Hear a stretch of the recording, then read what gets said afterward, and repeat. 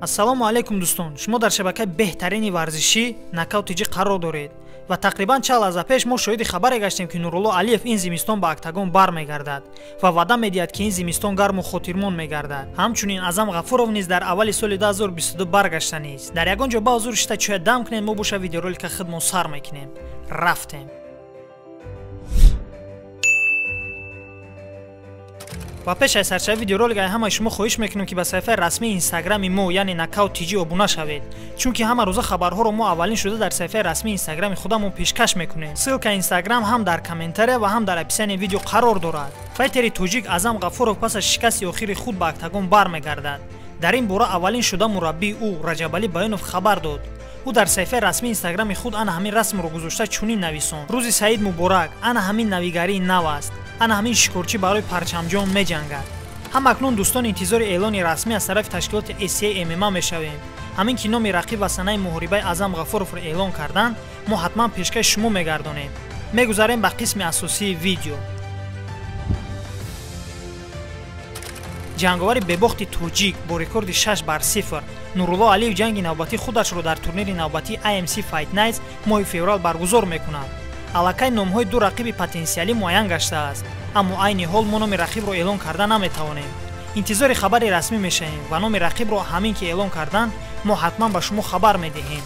хотиррасон мекунам ки Нурулло Алиев охирон набарди худашро 17 сентябр дар турнири якҷоягии Eagle FC ва IMC Fight Nights бахшида ба хотироти Абдулманаб Нурмагомедов бо рақиби рус КИРИЛЛ баргузор карда буд ва бо қарори яквозаи доварон ғалабаро ба даст оварда буд. пас аз ин ғалаба дар шабакаҳои иҷтимоӣ гуфтушунидҳо мерафт ки Нурулло ба Америка меравад.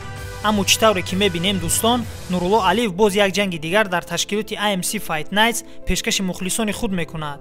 ҳамчунин ду номи рақиби потенсиалие ки мо шубҳа дорем, ин яке аз ҷанговарони қазоқистонӣ Куат Ҳамитов ё ин ки ҷанговари озарбойҷонӣ Нариман Аббасов мебошад. аз ин ҳар ду ҷанговар яктоаш шояд бо Нурулло Алиев набард кунад. хуб дӯстон, шумо чӣ фикр доред?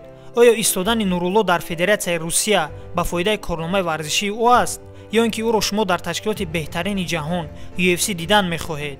фикротонро ҳатман дар комментария нависед, чунки фикри шумо барои мо хеле муҳим мебошад.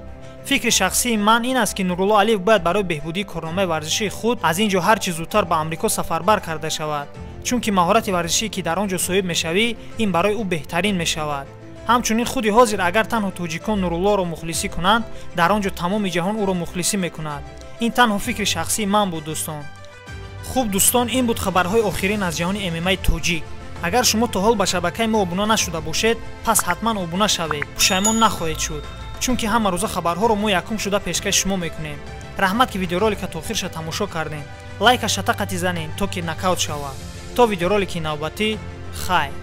ай тоҷикистон, ҳамадан салом, мардои лоӣ, бачаҳои тоҷик, ай тоҷикистон.